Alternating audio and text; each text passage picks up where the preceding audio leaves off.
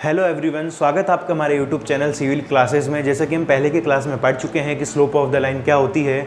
आज का जो लेक्चर है बेसिकली एडवांस होने वाला है, पूरा का पूरा मैथमेटिक्स और टेक्निकल कॉन्सेप्ट पर बेस्ड होने वाला है। जिनके मैथमेटिक्स स्ट्रॉन्ग है, जिनके अलजेब्रा स्ट्रॉन्ग है, उनके लिए आज का टॉपिक बहुत ही इंटरेस्टिंग है। बट जिनकी मैथमेटिक्स बहुत ही वीक है, जिनके अलजेब्रा बहुत ही वीक है, उनके लिए आज का टॉपिक ऊपर से जाने वाला है, यानी बाउंस करने वाला है। तो don't fear my dear, do something. आपको पढ़ना है, आपको इंटरेस्ट डेवलप करना है, ताकि आप इकोनॉमिक्स के कॉन्सेप्ट्स को, इकोनॉमिकल मॉडल को अच्छे से समझ पाएं, उनको अच्छे से अंडरस्टैंड कर पाएं। आज का हमारा टॉपिक है लीनियर फंक्शन, फलन जिसको हम कहते हैं। जब मैं ये कहता हूँ कि जो y का जो वैल्यू है वो डिपेंड करता है x के वैल्यू पे।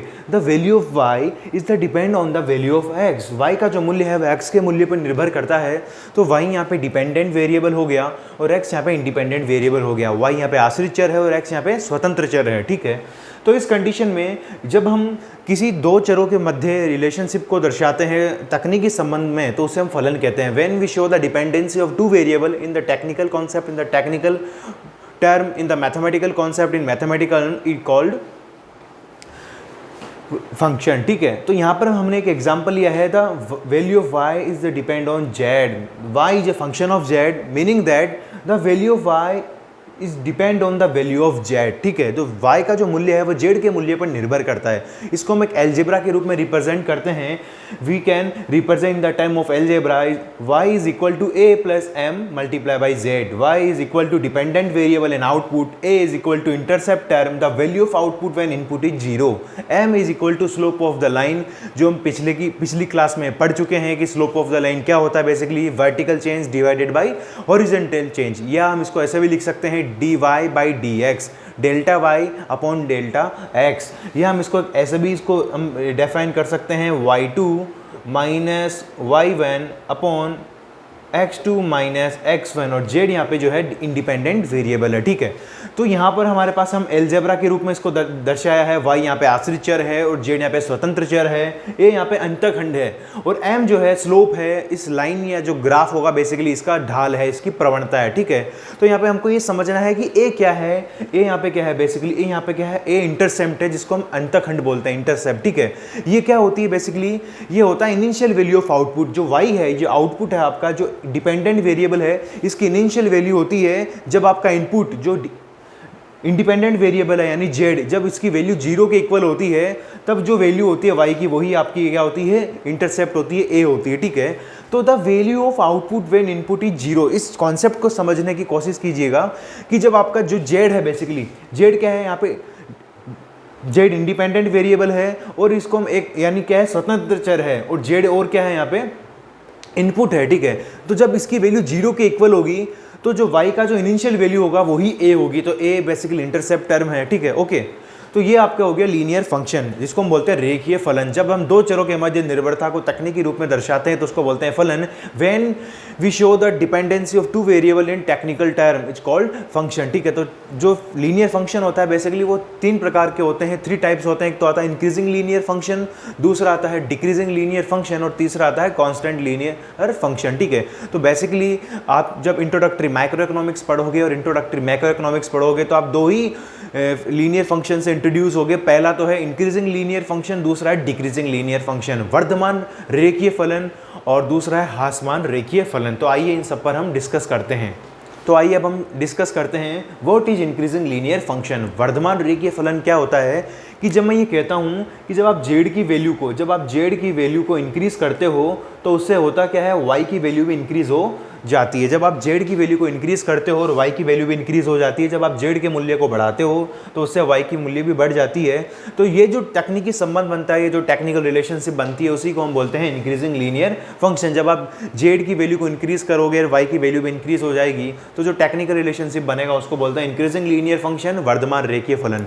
यहाँ भी हम उसी एल्जेब्रा के द्वारा इसको रिप्रेजेंट कर सकते हैं। y is equal to a plus m multiply by z। y यहाँ पे डिपेंडेंट वेरिएबल आश्रित चर है और z इंडिपेंडेंट वेरिएबल है। m slope of the line है, रेखा की ढाल या प्रवणता है, जो हम पहले ही डिस्कस कर चुके हैं। यहाँ पर ध्यान देने की ये बात है कि इंक्रीजिंग लीनियर फंक्शन जब होता है तो m इज ग्रेटर देन 0 होता है, m पॉजिटिव होता है। जो रेखा की ढाल होती है या प्रवणता होती है रेखा की, वो धनात्मक होती है, ठीक है। और इंटरसेप्ट टर्म ये हम डिस्कस कर चुके हैं। इंटरसेप्ट टर्म क्या होती है कि जब जेड की वैल्यू 0 के इक्वल होती है तब वाई की जो इनिशियल वैल्यू होगी वही इंटरसेप्ट टर्म होगी, ठीक है। तो यहाँ उसे ग्राफ के द्वारा इसको समझ सकते हैं। यहाँ हमने हॉरिजॉन्टल एक्स पर जेड को लिया है और वर्टिकल एक्स पर वाई को रिप्रेजेंट किया है बेसिकली, ठीक है।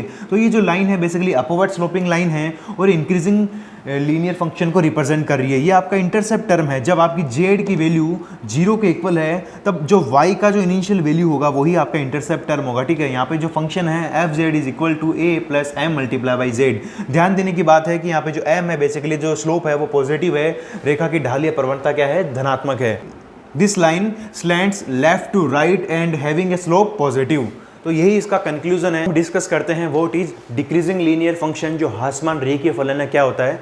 जब हम ये कहते हैं कि जब हम z की वैल्यू को इंक्रीज करते हैं तो जो y है जो आपका डिपेंडेंट वेरिएबल है उसकी वैल्यू डिक्रीज हो जाती है। तो ये जो टेक्निकल रिलेशनशिप बनती है इसको ही हम बेसिकली क्या कहते हैं, डिक्रीजिंग लीनियर फंक्शन। जब आप z की वैल्यू को बढ़ा रहे हो और जो आउटपुट है जो डिपेंडेंट वेरिएबल है जो y है उसका वैल्यू डिक्रीज हो जा रहा है, तो ये जो इन्वर्स टेक्निकल रिलेशनशिप बन रहा है इसको हम बोलते हैं डिक्रीजिंग लीनियर फंक्शन। बेसिकली ये होता है ह्रासमान रेखीय फलन।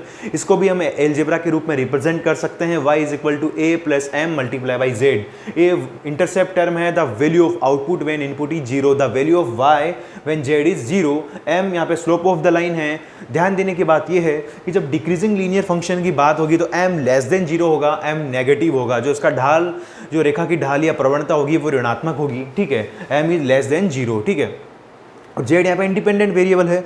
इस डिक्रीजिंग लीनियर फंक्शन को हम एक ग्राफिकल रिप्रेजेंटेशन कर सकते हैं। यहाँ पे मैंने हॉरिजॉन्टल एक्स पे z को रिप्रेजेंट किया है और वर्टिकल एक्स पे y की वैल्यू को रिप्रेजेंट किया है। ये आपका क्या है, डिक्रीजिंग लीनियर फंक्शन है। ये जो लाइन है ये डाउनवर्ड स्लोपिंग है, ठीक है। इसका जो स्लोप है वो नेगेटिव है, ये नीचे की ओर झुकी हुई है और ये जो लाइन है बेसिकली स्लैंट्स कर रही है लेफ्ट से राइट की ओर, बाएं से दाएं की ओर, और यहाँ जो इसका स्लोप है वो क्या है, नेगेटिव है, ठीक है। तो यही इसका सबसे मेजर कॉन्सेप्ट है। दोनों में डिफरेंस यही है कि जब आप इंक्रीजिंग लीनियर फंक्शन की बात करते हो तब जब आप इनपुट की वैल्यू को इंक्रीज करते हो तो उससे आपकी रिस्पॉन्स या आउटपुट जो वैल्यू है या जो y का जो वैल्यू है वो इंक्रीज कर जाती है, तो वो होता है इंक्रीजिंग लीनियर फंक्शन।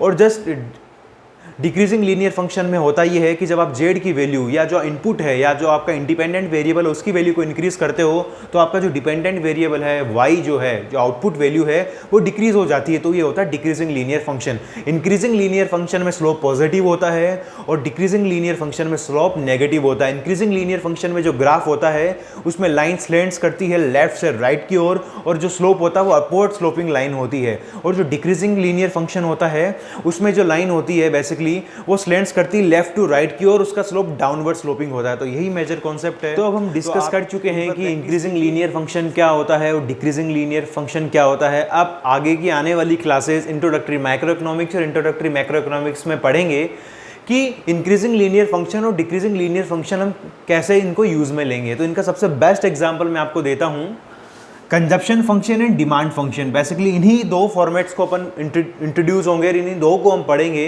कि कंजप्शन फंक्शन में इंक्रीजिंग लीनियर फंक्शन कैसे अप्लाई होता है और जो डिमांड फंक्शन है उसमें डिक्रीजिंग लीनियर फंक्शन कैसे अप्लाई होता है। तो ये मेजर कॉन्सेप्ट है इकोनॉमिक्स का जिसको हम अच्छे से डील करेंगे।